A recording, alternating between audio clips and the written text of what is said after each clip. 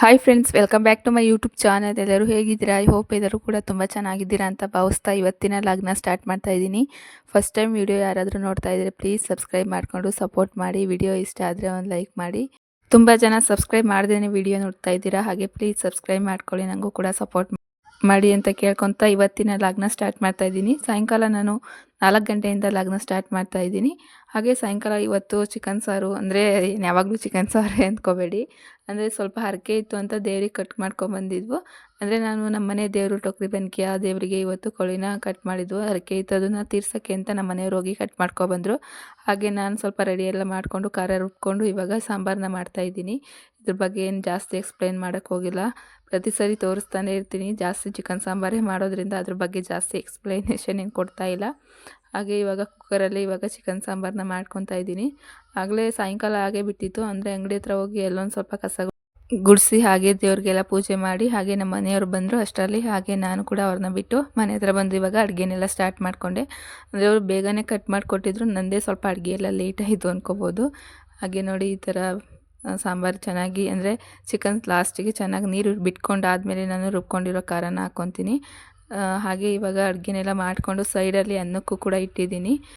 ಸ್ವಲ್ಪ ಹೊತ್ತೊಂದು ಅರ್ಧ ಗಂಟೆಯಲ್ಲಿ ನಾವು ಅಡುಗೆನೆಲ್ಲ ಮುಗಿಸ್ಕೋಬೋದು. ಅದನ್ನೇ ದಿನ ಪೂರ್ತಿ ಮಾಡೋ ಹಾಗೆ ಒಂದೊಂದು ಸತಿ ಟೆನ್ಷನ್ ಆಗಿಬಿಡುತ್ತೆ. ಹಾಗೆ ಇದು ಬೆಳಗ್ಗೆಯಿಂದ ಲಾಗ್ನ ಮತ್ತೆ ಕಂಟಿನ್ಯೂ ಮಾಡಿದೆ. ಬೆಳಗ್ಗೆ ಬಂದು ಕೈಕಾಲು ಮುಖ ತೊಳ್ಕೊಂಡು ದೀಪ ಎಲ್ಲ ಹಚ್ಚಿ ಹಾಗೆ ನೆಲ ಎಲ್ಲ ಸಾರಿಸ್ಕೊಂಡು ಇವಾಗ ಮತ್ತೆ ಟೀ ಇಡ್ತಾಯಿದ್ದೀನಿ ಸ್ವಲ್ಪ. ಅಂದರೆ 3 ಜನಕ್ಕೆ ನಾನು ಟೀ ಇಡೋದು. 3 ಕಪ್ಪು ಇಲ್ಲ 4 ಕಪ್ ಟೀ ಇಟ್ಟರೆ ಸಾಕಾಗ್ಬಿಡುತ್ತೆ ಅಷ್ಟೇ. ಹಾಗೆ ಇವಾಗ ಟೀ ಇಟ್ಬಿಟ್ಟು ನೆಕ್ಸ್ಟು ನಮ್ಮ ಮಾವಂಗೆ ಸ್ವಲ್ಪ ನೆಗಡಿ, ಇನ್ನೂ ಕೆಮ್ಮು ಸ್ವಲ್ಪ ಮತ್ತೆ ಸ್ಟಾರ್ಟ್ ಆಗಿಬಿಟ್ಟಿದೆ. ಹಾಗಾಗಿ ಅವ್ರಿಗೋಸ್ಕರ ಅನ್ಬಿಟ್ಟು ಸ್ವಲ್ಪ ಬಿಸಿನೀರು ಕೂಡ ಇಟ್ಟೆ. ನಾನು ಕೂಡ ಸ್ವಲ್ಪ ಬಿಸಿನೀರನ್ನ ಕುಡಿತೀನಿ. ಬರೀ ಬಿಸಿನೀರು ಕೂಡ ಇಲ್ಲ, ಸ್ವಲ್ಪ ವೆಯ್ಟ್ ಲಾಸ್ದು ಇದಿರುತ್ತಲ್ಲ ಅದನ್ನು ಹಾಕ್ಕೊಂಡು ಕುಡಿತೀನಿ. ಅದೇನು ಅಂತ ನೆಕ್ಸ್ಟ್ ವೀಡಿಯೋದಲ್ಲಿ ಅಪ್ಲೋಡ್ ಮಾಡ್ತೀನಿ. ನಾನಿವಾಗ ಅದನ್ನು ಕಂಟಿನ್ಯೂ ಮಾಡ್ತಾಯಿದ್ದೀನಿ. ಅದು ನನಗೆ ಒಳ್ಳೆ ರಿಸಲ್ಟ್ ಬಂದಮೇಲೆ ಅದನ್ನು ನಿಮಗೂ ಕೂಡ ಹೇಳೋಣ ಅಂದ್ಕೊಂಡಿದ್ದೀನಿ.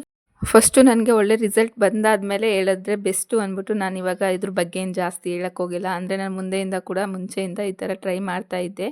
ಅಂದರೆ ಈ ಮಕ್ಕಳಿಗೆ ಹಾಲು ಕುಡಿಸೋದು ಪ್ರೆಗ್ನೆಂಟ್ ಇರೋರು ಕುಡಿಯೋಕ್ಕಾಗಲ್ಲ. ಹಾಗಾಗಿ ನಾನು ಲಸ್ಸಿಗೆ ಇವಾಗ ಇನ್ನೂ ಫೀಡಿಂಗ್ ಮಾಡಿಸ್ತಾ ಇರೋದ್ರಿಂದ ಸ್ವಲ್ಪ ಹೇಳ್ಕೊತಾ ಇರಲಿಲ್ಲ. ಇವಾಗ ಲಸುನ ಸ್ವಲ್ಪ ಫೀಡಿಂಗ್ ಎಲ್ಲ ಬಿಡ್ಸೋಣ ಅಂದ್ಕೊಂಡಿದ್ದೀನಿ. ಹಾಗೆ ಅವನಿಗೆ 2 ವರ್ಷ 2.5 ವರ್ಷ ಆಗ್ತಾ ಬಂತು. ಹಾಗಾಗಿ ಇವಾಗ ನಾನು ಸ್ವಲ್ಪ ವೆಯ್ಟ್ ಲಾಸ್ದು ತೊಗೊತಾ ಇದ್ದೀನಿ. ಅಂದರೆ ಸೈಡಲ್ಲಿ ಬೊಜ್ಜು ಸ್ವಲ್ಪ ಜಾಸ್ತಿನೇ ಇದೆ. ಪ್ರೆಗ್ನೆಂಟ್ ಟೈಮಲ್ಲಿ ನಂದು ಸ್ವಲ್ಪ ಹೊಟ್ಟೆ ಜಾಸ್ತಿ ಆಗಿಬಿಟ್ಟಿತ್ತು ಅಂತ ಅವತ್ತಿಂದ ನಾನು ಅಂದ್ಕೊತಿದ್ದೆ, ಆವತ್ತಿಂದ ಕಂಟಿನ್ಯೂ ಮಾಡಲಿ ಅಂತ. ಇವಾಗ ಕಾಲ ಕೂಡ ಬಂದಿದೆ ಅನ್ಬೋದು. ಹಾಗಾಗಿ ಅದನ್ನು ಸ್ವಲ್ಪ ಕುಡಿದು ನೆಕ್ಸ್ಟು ನಾನು ಕೆಲಸಗಳನ್ನ ಮುಗಿಸ್ಕೊತೀನಿ. ಅದನ್ನು ಖಾಲಿ ಹೊಟ್ಟೆಯಲ್ಲೇ ಕುಡಿಬೇಕಾಗುತ್ತೆ. ಅದೇನು ಅಂತ ನೆಕ್ಸ್ಟ್ ವೀಡಿಯೋದಲ್ಲಿ ಅಪ್ಲೋಡ್ ಮಾಡ್ತೀನಿ. ಹಾಗೆ ಸೋನಿಗೆ ಪಡ್ಡು ಮಾಡಿಕೊಡೋಣ ಅಂದ್ಬಿಟ್ಟು ಇಷ್ಟು ಕಟ್ ಮಾಡಿ ಇಟ್ಕೊಂಡಿದ್ದೀನಿ. ಈರುಳ್ಳಿ, ಸ್ವಲ್ಪ ಮೆಣಸಿನ್ಕಾಯಿ, ಹಾಗೆ ಕರಿಬೇವು ಸೊಪ್ಪನ್ನ ಕಟ್ ಮಾಡಿ ಇಟ್ಕೊಂಡಿದ್ದೀನಿ. ಕೊತ್ತಂಬರಿ ಇರಲಿಲ್ಲ, ಹಾಗಾಗಿ ಸ್ವಲ್ಪ ಕರಿಬೇವನ್ನೇ ಹಾಕಿದ್ದೀನಿ. ಟೇಸ್ಟಿಗೆ ತಕ್ಕಷ್ಟು ಉಪ್ಪನ್ನ ಹಾಕ್ಕೊಂಡು ಇವಾಗ ಚೆನ್ನಾಗಿ ಮಿಕ್ಸ್ ಮಾಡ್ಕೊತಾ ಇದ್ದೀನಿ. ತುಂಬ ಚೆನ್ನಾಗಿರುತ್ತೆ ಈ ಥರ ಮಾಡಿಕೊಂಡ್ರು. ಮತ್ತು ಒಗ್ಗರಣೆ ಹಾಕ್ಕೊಂಡು ಸಬ್ಬಸಿಗೆ ಸೊಪ್ಪು ಮತ್ತು ಕ್ಯಾರೆಟ್ ಅದನ್ನೆಲ್ಲ ಹಾಕ್ಕೊಂಡ್ರು ಕೂಡ ತುಂಬಾ ಚೆನ್ನಾಗಿರುತ್ತೆ. ಎರಡು ಟೇಸ್ಟು ಕೂಡ ತುಂಬಾ ಚೆನ್ನಾಗಿರುತ್ತೆ ಅಂದ್ಕೋಬೋದು. ಹಾಗೆ ಪಡ್ಡು ತವಾನ ಇಟ್ಟು ಇವಾಗ ಎಣ್ಣೆ ಎಲ್ಲ ಚೆನ್ನಾಗಿ ಸ್ಪ್ರೆಡ್ ಮಾಡಾದಮೇಲೆ ಸ್ವಲ್ಪ ತವಾ ಅದೆಲ್ಲ ಕಾದ್ಮೇಲೆ ನೆಕ್ಸ್ಟು ನಾನು ಅಂದರೆ ಕಲಸಿಟ್ಕೊಂಡಿರೋದು ಸ್ವಲ್ಪ ನೆನೆಲಿ ಅಂದ್ಬಿಟ್ಟು ಉಪ್ಪೆಲ್ಲ ಹಾಕಿದ್ನಲ್ಲ, ನೆನೆಲಿ ಅಂತ ಸ್ವಲ್ಪ ಹೊತ್ತು ಬಿಟ್ಬಿಟ್ಟು ಇವಾಗ ನಾನು ಪಡ್ಡದಲ್ಲಿ ಹಾಕ್ಕೊತಾ ಇದ್ದೀನಿ. ನೋಡಿ ಸ್ವಲ್ಪ ಜಾಸ್ತಿ ಆಯಿತು ಹಿಟ್ಟು ಅಂದ್ಕೋಬೋದು. ಫಸ್ಟ್ ಹಾಕಿದಾಗ ಗೊತ್ತಾಗಲ್ಲ, ಸೌಟ್ ತುಂಬ ಇರುತ್ತಲ್ಲ, ಹಾಗಾಗಿ ಆ ಕಡೆ ಈ ಕಡೆ ಎಲ್ಲ ಸ್ವಲ್ಪ ಸ್ಪ್ರೆಡ್ ಆಗಿಬಿಡುತ್ತೆ. ನೆಕ್ಸ್ಟ್ ಹಾಕ್ಬೇಕಾದ್ರೆ ನೋಡ್ಕೊಂಡು ಹಾಕ್ತೀವಿ. ಫಸ್ಟು ಮಾತ್ರ ಆ ಥರ ಆಗಿಬಿಡುತ್ತೆ. ನೋಡಿ ಚೆನ್ನಾಗಿ ಬೇಯ್ತಾ ಇದೆ. ಎಣ್ಣೆ ಸ್ವಲ್ಪ ಜಾಸ್ತಿನೇ ಹಾಕಬೇಕು ಅಂದ್ಕೋಬೋದು. ಅಂದರೆ ಎಣ್ಣೆ ಹಾಕಿದ್ರೆ ಅದು ತಳ ಹಿಡಿಯಲ್ಲ ಜಾಸ್ತಿ, ಹಾಗಾಗಿ ಸ್ವಲ್ಪ ಜಾಸ್ತಿ ಎಣ್ಣೆನ ಹಾಕಿದ್ದೀನಿ. ಹಾಕ್ಬಿಟ್ಟು ಇವಾಗ ಪ್ಲೇಟ್ನ ಮುಚ್ಚಿಸ್ಬಿಟ್ಟು 1 ರಿಂದ 2 ನಿಮಿಷ ಚೆನ್ನಾಗಿ ಲೋ ಫ್ಲೇಮಲ್ಲಿ ಬೇಯಿಸೋದ್ರಿಂದ ತುಂಬ ಚೆನ್ನಾಗಿರುತ್ತೆ. ನಾವು ಯಾವುದೇ ವಸ್ತು ಆದರೂ ಕೂಡ ಅದನ್ನು ಈ ಥರ ಪಡ್ಡು ಆ ಥರ ಇದ್ದರೆ ಅದನ್ನು ಲೋ ಫ್ಲೇಮಲ್ಲಿ ಬೇಯಿಸಿದ್ರೆ ಚೆನ್ನಾಗಿ ಬೆಂದಿರುತ್ತೆ. ನಾವು ಜಾಸ್ತಿ ಫ್ಲೇಮ್ನ ಕೊಟ್ಬಿಟ್ಟೆ ಅದು ಒಳಗಡೆ ಎಲ್ಲ ಹಸಿ ಹಸಿ ಇರುತ್ತೆ, ಚೆನ್ನಾಗಿ ಬೆಂದಿರಲ್ಲ. ಹಾಗಾಗಿ ಲೋ ಫ್ಲೇಮಲ್ಲೇ ಈ ಥರ ಬೇಯಿಸ್ಕೊಂಡಿದ್ದೀನಿ. ನೋಡಿ ತುಂಬ ಚೆನ್ನಾಗಿ ಬೇಯುತ್ತೆ. ಹಾಗೆ ಸ್ವಲ್ಪ ಲಸ್ಗೂ ಕೂಡ ಹಾಕ್ಕೊಟ್ಟಿದ್ದೀನಿ. ಅವನು ಫಸ್ಟು ಪಡ್ಡು ಮಾಡಿದ್ರೆ ಅವನು ಅಂದರೆ ಅದನ್ನು ಮೊಟ್ಟೆ ಅಂತಾನೆ, ಅವನಿಗೆ ಸರಿಯಾಗಿ ಗೊತ್ತಿಲ್ಲ. ಮೊಟ್ಟೆ ಅಲ್ಲ ಕಣೋ ಪಡ್ಡು ಅಂದರೂ ಕೂಡ ಕೇಳಲ್ಲ. ಅವನಿಗೆ ಹೆಸರು ಬಂದು ಅದಕ್ಕೆ ಮೊಟ್ಟೆ ಅಂತಲೇ ಕೊಟ್ಬಿಟ್ಟಿದ್ದಾನೆ. ಹಾಗೆ ಸ್ವಲ್ಪನೇ ಇತ್ತು ಹಿಟ್ಟು, ಅದನ್ನು ಫಸ್ಟು ಒಂದು ದಿವಸ ಅವಳಿಗೆ ಇಡ್ಲಿ ಮಾಡಿಕೊಟ್ಟೆ, ನೆಕ್ಸ್ಟ್ ಡೇ ದೋಸೆ, ಇವತ್ತು 3ನೇ ದಿವಸ ಅವಳಿಗೆ ಪಡ್ಡು ಮಾಡಿಕೊಡ್ತಾ ಇದ್ದೀನಿ. ಅಂದರೆ ಒಂದೇ ಹಿಟ್ಟನ್ನ ನೆನೆಹಾಕ್ಬಿಟ್ರೆ ಈ ಥರ 3 ತಿಂಡಿನ ಮಾಡ್ಬೋದು ಅಂದ್ಕೋಬೋದು. ಅಂದರೆ ಇದಕ್ಕೆ ನಾನು ದೋಸೆನ ಜಾಸ್ತಿ ಸ್ವಲ್ಪ ನೆನೆಹಾಕ್ತಾ ಇರ್ತೀನಿ. ಅಂದರೆ ಇವಾಗ ಸ್ಕೂಲ್ ಲಂಚ್ ಬಾಕ್ಸ್ಗೆ ಏನು ಹಾಕೋದು ಏನು ಬಿಡೋದು ಅಂತ ತಲೆ ಕೆಟ್ಟೋಗುತ್ತೆ. ಹಾಗಾಗಿ ಈ ಥರ ದೋಸೆ ಹಿಟ್ಟನ್ನ ನೆನೆಹಾಕ್ಬಿಟ್ರೆ 3 ದಿವಸ 3 ಥರದ ತಿಂಡಿನ ಮಾಡಿಕೊಟ್ಬಿಡ್ಬೋದು. ನೋಡಿ ತುಂಬ ಚೆನ್ನಾಗಿ. ಅದು ಕೂಡ ಇದು ಸೆಕೆಂಡ್ ಟೈಮ್ ಮಾಡಿದ್ದು. ಅಂದರೆ ಸೆಕೆಂಡ್ ಇದ್ರಲ್ಲಿ ಹಾಕಿದ್ದಿದ್ದು ತುಂಬ ಚೆನ್ನಾಗಿ ಬಂದಿತ್ತು. ಸೆಕೆಂಡ್ ಟೈಮು ಕೂಡ ಸ್ವಲ್ಪ ಹಸಿಟ್ಟು ಹಾಗೇ ಇತ್ತು. ಹಾಗಾಗಿ ಪೆಡ್ ಮಾಡಿಕೊಟ್ಬಿಡೋಣ ಅಂದ್ಬಿಟ್ಟು ಇವಾಗ ಮಾಡಿಕೊಡ್ತಾ ಇದ್ದೀನಿ ನೋಡಿ. ತುಂಬ ಚೆನ್ನಾಗಿ ಬಂದಿತ್ತು. ಒಂದೆರಡು ಇಬ್ಬೆ ಬಂದಿರ್ಬೋದು ಅಷ್ಟೇ, ಇದು ಜಾಸ್ತಿ ಏನಿರಲಿಲ್ಲ. ಹಸಿಟ್ಟು ಸ್ವಲ್ಪನೇ ಇತ್ತಲ್ಲ ಹಿಟ್ಟು, ಹಾಗಾಗಿ ಇವಾಗ ಬಾಕ್ಸಿಗೆ ಹಾಕಿ ಕೊಟ್ಟು ಕಳಿಸ್ತಾ ಇದ್ದೀನಿ. ಅಂದರೆ ಬಾಕ್ಸಲ್ಲಿ ನಾನು ನಿನ್ನೆ ಪ್ಲಾಸ್ಟಿಕ್ ಬಾಕ್ಸ್ನ ಕೊಟ್ಟು ಕಳಿಸ್ಬಿಟ್ಟಿದ್ದೆ. ಅದು ಪ್ಲಾಸ್ಟಿಕ್ಕು ತರಬೇಡಿ ಅಂತ ಏನೋ ಸೋನಿಗೆ ಬೈದ್ರಂತೆ. ಹಾಗಾಗಿ ಪ್ಲಾಸ್ಟಿಕ್ ಬಾಕ್ಸಲ್ಲಿ ಬೇಡ ಅಮ್ಮ ಇದ್ರಲ್ಲಿ ಹಾಕು ಅಂತ ಅದರಲ್ಲೇ ತಂದುಕೊಟ್ಲು. ಅದನ್ನೆಲ್ಲ ಸ್ವಲ್ಪ ಇವಾಗ ತೊಳೆದು ಒರೆಸ್ಬಿಟ್ಟು ಇವಾಗ ಪಡ್ಡನ್ನ ಹಾಕ್ತಾಯಿದ್ದೀನಿ. ಒಂದು 7 ಪಡ್ಡನ್ನ ಹಾಕ್ತೆ ಸೋನಿಗೆ. ಅಂದರೆ ಪಡ್ಡು ಅವಳು ಏನಂದರೆ ಹೊರಗಡೆ ಹೋಗಿ ತಿನ್ನೋಕ್ಕೆ ತುಂಬ ಇಷ್ಟಪಡ್ತಾಳೆ. ನಮ್ಮ ಮನೆ ಒಳಗಡೆ ತಿನ್ನಲ್ಲ, ಮನೆಯಲ್ಲಿ ಅಷ್ಟೇ. ಅವಳು ನಮ್ಮ ಮನೆಯಾಗ ಜಾಸ್ತಿ ತಿನ್ನೋದಕ್ಕಿಂತ ನಮ್ಮ ಚಿಕ್ಕ ಮಾವ ಅಂದರೆ ತೇಜ್ ಅವ್ರ ಮನೆಯಲ್ಲಿ ಜಾಸ್ತಿ ತಿಂತಾಳೆ. ಹಾಗಾಗಿ ಸ್ವಲ್ಪ ಖಾರ ಎಲ್ಲ ಕಮ್ಮಿ ಹಾಕಿ ಸ್ವಲ್ಪ ಚಟ್ನಿನ ಜಾಸ್ತಿನೇ ಹಾಕ್ಕೊಟ್ಟೆ, ತುಂಬ ಹೊಟ್ಟೆ ತುಂಬ ತಿನ್ಬರಲಿ ಅಂದ್ಬಿಟ್ಟು. ಹಾಗೆ ಸ್ನ್ಯಾಕ್ಸ್ಗೆ ಸ್ವಲ್ಪ ಚಕ್ಲಿನೆಲ್ಲ ಹಾಕಿ ಇವಾಗ ಪ್ಯಾಕ್ ಮಾಡಿಕೊಡ್ತಾ ಇದ್ದೀನಿ. ಅವ್ಳಿಗೆ ಬಾಕ್ಸು ಫಸ್ಟು ಅಂದರೆ ನಮ್ಮ ಮನೆಯವರು ಹಿಂದೆ ತಂದಿದ್ದ ಬಾಕ್ಸ್ ಇದೆ, ಅದರಲ್ಲಿ ಯಾಕೋ ತೊಗೊಂಡೋಗ್ತಾ ಇಲ್ಲ. ಹಾಗಾಗಿ ಅದರಲ್ಲೇ ಹಾಕಿ ಕೊಟ್ಟು ಕಳಿಸಿ ಅವಳನ್ನು ಕೂಡ ಬಿಟ್ಟು ಬಂದು ಇವಾಗ ಕುರಿಮರಿ ಎಲ್ಲ ಹೋಗಿತ್ತು. ಹಾಗಾಗಿ ಸ್ವಲ್ಪ ಅಲ್ಲೇ ಎಲ್ಲ ಬಿದ್ದಿತ್ತಲ್ಲ, ಅಂದರೆ ಗೊಬ್ಬರ ಎಲ್ಲ. ಹಾಗಾಗಿ ಸ್ವಲ್ಪ ಗೊಬ್ಬರನೆಲ್ಲ ಗುಡಿಸೋಣ ಅಂದ್ಬಿಟ್ಟು ಗೊಬ್ಬರ ಗುಡಿಸ್ತಾ ಇದ್ದೀನಿ. ಅಂದರೆ ಅಷ್ಟರಲ್ಲಿ ನಮ್ಮ ಮನೆಯವರು ಕೂಡ ಬಂದು, ನಾನು ಗುಡಿಸ್ಬೇಕಾದ್ರೆ ನಮ್ಮ ಮನೆಯವ್ರು ಬಂದರು. ಅಂದರೆ ಮೇವು ತರಕ್ಕೆ ಹೋಗಿದ್ರು ತೋಟದ ಹತ್ರ. ಅದನ್ನು ತಂದು ಇಟ್ಬಿಟ್ಟು ಅಂಗಡಿ ಹತ್ರ ಏನೋ ಮಾತಾಡ್ತಾಯಿದ್ರು. ಅಷ್ಟರಲ್ಲಿ ಅವರು ಬಂದು ನಾನು ಗುಡಿಸ್ತಾ ಇರ್ತೀನಿ ಗುಡಿಸು ಅಂತ ಅಂದರು. ಹಾಗಾಗಿ ಚಿಕ್ಕ ಕಡ್ಡಿ ಪರ್ಕೆ ಅಂದರೆ ಈ ತೆಂಗಿನಕಾಯಿ ಗರಿ ಪರ್ಕೆ ಬರುತ್ತಲ್ಲ ಕಡ್ಡಿ, ಅದರಲ್ಲಿ ಮಾತ್ರ ಇದನ್ನು ಗುಡ್ಸೋಕ್ಕಾಗೋದು. ಚಿಕ್ಕ ಪರ್ಕೆಲಿ ಎಷ್ಟು ಕೆರೆದು ಗುಡಿಸಿದ್ರು ಕೂಡ ಅದು ಅಂಟ್ಕೊಬಿಡುತ್ತೆ ಕೆಳಗಡೆ ಎಲ್ಲ ಗೊಬ್ಬರ. ಹಾಗಾಗಿ ಅದನ್ನು ನೀಟಾಗಿ ಗುಡಿಸ್ಕೋಬೇಕಾಗುತ್ತೆ. ಡೈಲಿ ಗುಡಿಸೋರಿಗೆ ಇದೊಂಥರ ಹಿಂಸೆ ಅನಿಸ್ಬಿಡುತ್ತೆ, ಅಂಟ್ಕೊಬಿಡುತ್ತೆ. ಎಷ್ಟು ಕೆರೆದ್ರೂ ಕೂಡ ಅದು ಬರೋದೇ ಇಲ್ಲ. ಹಾಗಾಗಿ ಚಿಕ್ಕ ಈ ಥರ ಪರ್ಕೆ ಇದ್ದರೆ ಬೆಸ್ಟು ಅಂದ್ಬಿಟ್ಟು ಅದರಲ್ಲೇ ಗುಡಿಸ್ಕೊತಾ ಇದ್ದೀನಿ. ಗೊಬ್ಬರ ಅಂತೂ ಫಸ್ಟ್ ಇದ್ದಿದ್ದು ಗೊಬ್ಬರ ಅಂದರೆ ಒಂದು ಟ್ಯಾಕ್ಟ್ರಿ ಪೂರ್ತಿ ತೊಗೊಂಡೋಗಿ ಅಂದರೆ ಆ ಸೈಡಲ್ಲಿ ಇಕ್ಕಿದ್ವಲ್ಲ, ಅಂದರೆ ನಾವು ಶೆಡ್ ಹತ್ಬೇಕಾದ್ರೆ ಮೆಟ್ಲ ಹತ್ರ ಇತ್ತಲ್ಲ ಆ ಗೊಬ್ಬರನೆಲ್ಲ ಇವಾಗ ತೋಟದ ಹತ್ರ ಹೋಗಿ ಇಕ್ಕೆ ಬಂದಿದ್ದೀವಿ. ಅದನ್ನು ಹಾಕಿಲ್ಲ ಇನ್ನು, ಅದು ಹಾಗೆ ಅಲ್ಲಿ ಇಕ್ಕೆ ಬಂದಿದ್ದೀವಿ. ಅಂದರೆ ಇಲ್ಲಿ ಸ್ವಲ್ಪ ಜಾಗ ಎಲ್ಲ ಸಾಲ್ಟೇಜ್ ಬಂತು. ಅಂದರೆ ಮರಿಗಳನ್ನೆಲ್ಲ ಚಿಕ್ಕ ಮರಿಗಳನ್ನ ಬಿಡಬೇಕಾದ್ರೆ ಸ್ವಲ್ಪ ಸಾಲ್ಟೇಜು, ಅಂದರೆ ಮನೆ ಹೋಗ್ಬಿಡೋದು ಮರಿಗಳು. ಹಾಗಾಗಿ ಎಲ್ಲ ಕೂಡ ಮರಿಗಳಿಗೆಲ್ಲ ಸ್ವಲ್ಪ ಆಟ ಆಡೋಕ್ಕೆಲ್ಲ ಜಾಗ ಸಾಲಲ್ಲ ಅಂದ್ಬಿಟ್ಟು ಗೊಬ್ಬರನೆಲ್ಲ ತೊಗೊಂಡೋಗಿ ತೋಟದಲ್ಲಿ ಹೋಗಿ ಇಟ್ಟು ಬಂದಿದ್ದೀವಿ. ಇನ್ನೇನು ಅಡಿಕೆ ಗಿಡಕ್ಕೂ ತೆಂಗಿನಕಾಯಿ ಗಿಡಕ್ಕೂ ಹಾಕಬೇಕಾಗುತ್ತೆ. ಹಾಗಾಗಿ ಇವಾಗಲಿಂದ ಎತ್ಕೊಂಡೋಗಿ ತೋಟದಲ್ಲಿ ಇಕ್ಕಿದ್ದೀವಿ. ನೆಕ್ಸ್ಟು ಅಂದರೆ ಡೈಲಿ ಒಂದೊಂದು ಚೀಲ ಹಾಗೆ ಆಗುತ್ತೆ.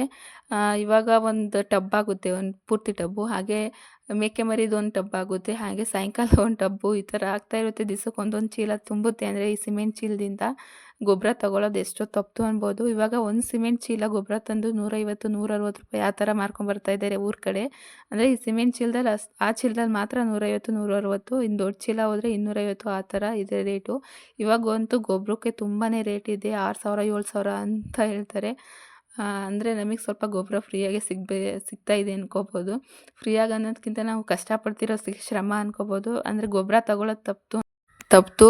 ಅಂದರೆ ಇವಾಗ ರೇಟು ತುಂಬಾ ಇದೆ ಗೊಬ್ಬರಕ್ಕೆ. ಹಾಗಾಗಿ ಕುರಿಮರಿ ಮೇಕೆ ಮರಿ ಇರೋದ್ರಿಂದ ಎಷ್ಟೋ ಗೊಬ್ಬರ ಸಿಗ್ತಾ ಇದೆ. ಅದನ್ನೆಲ್ಲ ಇವಾಗ ಸ್ವಲ್ಪನೂ ಬಿಡದೆ ನೀಟಾಗಿ ಎಲ್ಲ ಕ್ಲೀನ್ ಮಾಡಿಕೊಂಡು 2 ಸತಿ ನಾನು ನೀಟಾಗಿ ಗುಡಿಸ್ಕೊಂಡು ಒಂದು ಟಬ್ಬಲ್ಲಿ ಹಾಕಿ ನೆಕ್ಸ್ಟು ಚೀಲದಲ್ಲಿ ತುಂಬಿಡ್ತೀನಿ.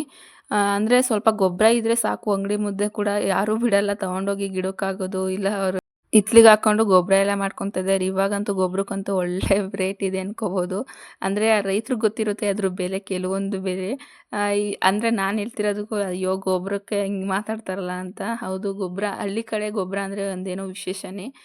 ಆವಾಗ್ಲಿನ ಕಾಲದಲ್ಲೇ ಬೆಣ್ಣೆ ಅದೆಲ್ಲ ತಟ್ಟಿ ₹1 ಒಂದು ಬೆಣ್ಣೆ ಅದು ಮಾಡ್ತಾಯಿದ್ವು ನಾವು. ತುಂಬಾ ಬೇಡಿಕೆ ಇದೆ ಗೊಬ್ಬರಕ್ಕೆ. ಹಾಗಾಗಿ ಇವಾಗ ಹೊರಗಡೆ ಹೋಗಿ ಕೇಳಿದ್ರೆ 6000, 7000, 8000 ಅಂದರೆ ಪ್ಯೂರ್ ಗೊಬ್ಬರ ಅದನ್ನೆಲ್ಲ 8000, 9000 ತನಕ ಮಾರ್ತಾರೆ. ತುಂಬಾ ರೇಟ್ ಇದೆ. ಹಸುವಿನ ಗೊಬ್ಬರಕ್ಕೂ ಕೂಡ ತುಂಬಾ ರೇಟ್ ಇದೆ.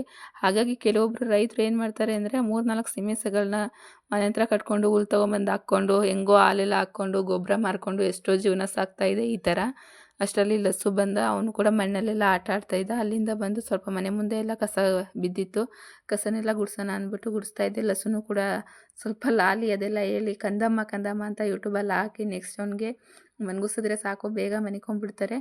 ಅಂದರೆ ಗಾಳಿ ಎಲ್ಲ ಬರ್ತಾ ಇರೋದಕ್ಕೆ ಫುಲ್ಲು ಅಂದರೆ ಈರುಳ್ಳಿ ಸಿಪ್ಪೆ ಎಲ್ಲ ಒಳಗಡೆನೇ ಬರ್ತಾಯಿತ್ತು. ಎಷ್ಟು ಗುಡಿಸಿದ್ರು ಕೂಡ ಹಾಗೆ ಆಗ್ತಾಯಿತ್ತು. ಹಾಗಾಗಿ ಮತ್ತೆ ಗುಡಿಸ್ದೆ. ಅಂದರೆ ಅಲ್ಲಿಗೆ ಹೋಗಿ ಅಂದರೆ ಗೊಬ್ಬರ ಗುಡ್ಸೋಕ್ಕಿಂತ ಮುಂಚೆ ಒಂದು ಸತಿ ಗುಡಿಸೋಗಿದ್ದೆ. ಮತ್ತೆ ಬಂದರೆ ಹಂಗೆ ಆಗಿತ್ತು. ಅಂದರೆ ಸ್ವಲ್ಪ ಕಾಲಿಗೆಲ್ಲಾರ ಸ್ವಲ್ಪ ಈ ಥರ ಇದ್ದು ಧೂಳೆಲ್ಲ ಅಂಟ್ಕೊಬಿಟ್ರೆ ಏನೋ ಒಂಥರ ಅನ್ನಿಸ್ತಾ ಇರುತ್ತೆ. ಹಾಗಾಗಿ ಅವಾಗವಾಗ ಗುಡಿಸ್ತಾ ಇರ್ತೀನಿ. ಆದರೂ ಕೂಡ ಅದು ಗಾಳಿಗೆ ಬರ್ತಾನೆ ಇರುತ್ತೆ ಎಷ್ಟು ಗುಡಿಸಿದ್ರು ಕೂಡ. ಅಂದರೆ ನಿನ್ನೆ ಮೊನ್ನೆ ಸ್ವಲ್ಪ ಈರುಳ್ಳಿ ಸಿಪ್ಪೆನೆಲ್ಲ ಅದನ್ನೆಲ್ಲ ಕ್ಲೀನ್ ಮಾಡಿದ್ವಲ್ಲ, ಅಂದರೆ ಅದನ್ನ ಗುಡ್ಸಿಗೆ ತಿಪ್ಪೆಗೆಲ್ಲ ಹಾಕಿದ್ವು, ಆದರೂ ಕೂಡ ಸೈಡಲ್ಲೆಲ್ಲ ಉಳ್ಕೊಂಬಿಡುತ್ತಲ್ಲ, ಅದೆಲ್ಲ ಗಾಳಿಗೆ ಒಳಗಡೆನೇ ಬರ್ತಾ ಇರುತ್ತೆ. ಅಲ್ಲಿ ಇಲ್ಲಂತೂ ಮ್ಯಾಟ್ ಹಾಕಲೇಬೇಕು. ಮ್ಯಾಟ್ ಹಾಕಲಿಲ್ಲ ಅಂದರೆ ಸ್ವಲ್ಪ ನೀರು ಚೆಲ್ಲಿದ್ರು ಕೂಡ ಹಾಯ್ಕೊಂಡು ಬೀಳಬೇಕಾಗುತ್ತೆ. ಎಷ್ಟು ಸತಿ ಬಿದ್ದಿದ್ದೀವೋ ಲೆಕ್ಕನೇ ಇಲ್ಲ, ಅಲ್ಲಿ ಜಾರ್ತಾನೆ ಇರುತ್ತೆ ಸ್ವಲ್ಪ ನೀರು ಬಿದ್ದರೆ. ಹಾಗಾಗಿ ಇಲ್ಲಿ ಯಾವಾಗಲೂ ಮ್ಯಾಟ್ನ ಹಾಕೇ ಇರ್ತೀವಿ.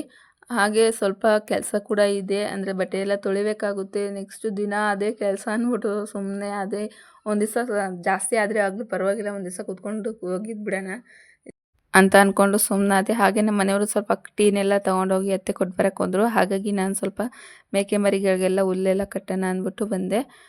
ಅಂದರೆ ಮೇಕೆ ಮರಿಗಳು ಬೇಗನೆ ಹುಲ್ಲನ್ನೆಲ್ಲ ಖಾಲಿ ಮಾಡ್ಕೊಂಡ್ಬಿಡ್ತವೆ. ಹಾಗಾಗಿ ಅವಾಗವಾಗ ಬಂದು ಈ ಥರ ಕಟ್ತಾನೆ ಇರಬೇಕಾಗುತ್ತೆ. ಅಂದರೆ ನಾವು ಇವಾಗ ತಂದಿರೋ ಕುರಿಲಿ ಒಂದು 4-5 ಆಗಲೇ ಸೇಲ್ ಆಗಿದೆ ಇಲ್ಲೇ. ಅಂದರೆ ನಾವು 8,000 8,500 ತಂದಿದ್ವು. ಒಂದು ವಾರ ಆಗಿರ್ಬೋದು ಅಷ್ಟೇ ತಂದು. ಇವಾಗ ಅದನ್ನು ಸ್ವಲ್ಪ ಅಂದರೆ ಒಂದು 500 ರೂಪಾಯಿ ಆ ಥರ ಎಕ್ಸ್ಟ್ರಾ ಲಾಭ ಸಿಕ್ಕುತ್ತಾ ಇದೆ. ಅಂದರೆ ಮೇಯ್ಸೋದಕ್ಕೂ ಪರವಾಗಿಲ್ಲ, ಈ ಥರ ಲಾಭ ಸಿಕ್ಕಿದ್ರೆ ನಮಗೂ ಕೂಡ ಮೇಯ್ಸೋಕ್ಕೆ ಪಡ್ತಿರೋ ಕಷ್ಟಕ್ಕೆ ಶ್ರಮಕ್ಕೆ ಒಳ್ಳೆ ಪ್ರತಿಫಲ ಅನ್ಕೋಬೋದು. ಜಾಸ್ತಿ ಏನು ಲಾಭ ಇಲ್ಲ ಅಂದರೂ ಕೂಡ ಒಂದು ಮರಿಗೆ ಒಂದು 500 ರೂಪಾಯಿ 1,000 ರೂಪಾಯಿ ಸಿಕ್ಕಿದ್ರು ಕೂಡ ಖುಷಿನೇ. ಅಂದರೆ ಮನೆ ಹತ್ರ ಕೂತ್ಕೊಂಡು ಏನು ಮಾಡ್ಬೋದು ಅಲ್ಲ, ಹಾಗಾಗಿ ಅದೊಂದು ಕೆಲಸ, ಅದೊಂದು ಸೈಡ್ ಬಿಸ್ನೆಸ್ ಥರನೂ ಮಾಡ್ಕೋಬೋದು. ಇಲ್ಲ ಅದು ಮನೇಲಿ ಸುಮ್ಮನೆ ಕೂತ್ಕೊಂಡು ಏನು ಟೈಮ್ ಪಾಸ್ ಮಾಡೋದು ಅನ್ನೋರಿಗೆ ಒಂದೊಳ್ಳೆ ಬಿಸ್ನೆಸ್ಸೇ ಅನ್ಕೋಬೋದು. ಅಂದರೆ ಹಳ್ಳಿ ಕಡೆ ಮಾತ್ರ ಈ ಥರ ಮಾಡ್ಕೊಳಕ್ಕಾಗುತ್ತೆ, ಸಿಟಿಯೆಲ್ಲ ಆಗೋಕ್ಕಾಗಲ್ಲ. ಅಂದರೆ ಸಿಟಿಲಿ ಈ ಥರ ಮೇಯ್ಸೋಕ್ಕೆ ಮರಿಗಳಿಗೆ ಅದೆಲ್ಲ ಸ್ವಲ್ಪ ಕಷ್ಟನೇ ಆಗುತ್ತೆ. ಹಳ್ಳಿ ಕಡೆ ಈ ಥರ ಇದ್ದರೆ ನೋಡಿ ತುಂಬ ಚೆನ್ನಾಗಿ, ಅಂದರೆ ಸ್ವಲ್ಪ ಸೈಡ್ ಬಿಸ್ನೆಸ್ ಮಾಡಿಕೊಂಡು ದುಡ್ಡು ಮಾಡ್ಕೋಬೋದು.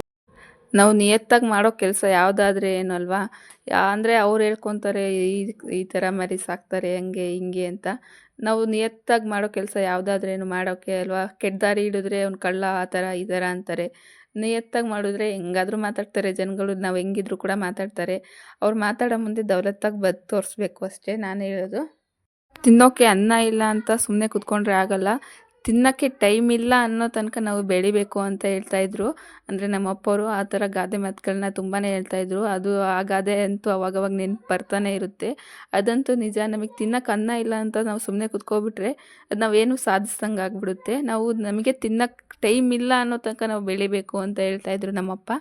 ಆ ಗಾದೆಗಳನ್ನೆಲ್ಲ ಇವಾಗ ನೆನಪು ಬರ್ತಾ ಇದೆ. ಅಂದರೆ ಒಂದು ಹೆಣ್ಣಾಗಿರ್ಬೋದು, ಒಂದು ಗಂಡಾಗಿರ್ಬೋದು, ಸ್ವತಂತ್ರವಾಗಿ ಮದುವೆ ಆದಮೇಲೆ ತನ್ನದೇ ಒಂದು ಜವಾಬ್ದಾರಿ ಅಂತ ಬಂದಮೇಲೆ ಅದು ಕೆಲವೊಂದು ಅರ್ಥ ಆಗುತ್ತೆ. ಅಲ್ಲಿ ತನಕ ನಮಗೇನು ಅರ್ಥನೇ ಆಗಲ್ಲ. ಅಪ್ಪ ಅಮ್ಮ ತಂದಾಕೋದು, ನಾವು ತಿಂದಾಕೋದು ಆ ಥರ ಆಗಿಬಿಡುತ್ತೆ. ತಮ್ಮದೇ ಜೀವನದಲ್ಲಿ ಸ್ವಂತ ನಾವು ಜೀವನ ಮಾಡ್ತೀವಿ ಅನ್ನೋ ತೋರಿಸ್ಬೇಕಂದ್ರೆ ನಾವು ಕೂಡ ಅದೇ ರೀತಿ ಬೆಳೆದು ತೋರಿಸ್ಬೇಕು. ಯಾರು ಕೂಡ ಆಡ್ಕೋಬಾರ್ದು ನಮ್ಮನ್ನು. ಅವ್ರ ಮುಂದೆ ನಾವು ಗತ್ತಾಗಿ ನಿಯತ್ತಾಗಿ ಬದುಕಿ ತೋರಿಸ್ಬೇಕು ಅನ್ನೋದೇ ನನ್ನ ಆಸೆ ಅಷ್ಟೇ. ಕೆಲವೊಂದು ಹೆಣ್ಮಕ್ಳು ಹೇಗೆ ಅಂದರೆ ಹಳ್ಳಿ ಕಡೆ ಮದುವೆ ಆದರೆ ನಾವು ಹಂಗಿರ್ತೀವಿ ಹಿಂಗಿರ್ತೀವಿ ಅಂತ ಅಲ್ಲ, ನಾವು ಹೆಂಗಿದ್ರೂ ಕೂಡ ತುಂಬ ಚೆನ್ನಾಗೇ ಇರ್ತೀವಿ ಅನ್ನೋದು ನಮ್ಮ ಮೈಂಡ್ ಸೆಟ್ಟಲ್ಲಿ ಇರಬೇಕು.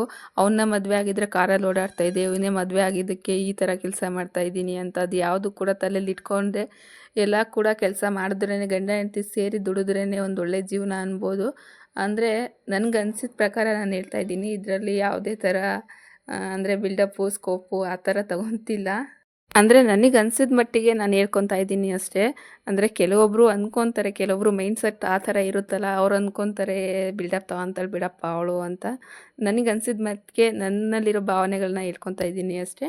ಈ ವಿಡಿಯೋ ನಿಮ್ಗೆ ಇಷ್ಟ ಆದರೆ ಪ್ಲೀಸ್ ಸಬ್ಸ್ಕ್ರೈಬ್ ಮಾಡ್ಕೊಳ್ಳಿ, ಹಾಗೆ ಸಪೋರ್ಟ್ ಮಾಡಿ. ವಿಡಿಯೋ ಇಷ್ಟ ಆದರೆ ಒಂದು ಲೈಕ್ ಮಾಡಿ. Thank you for watching.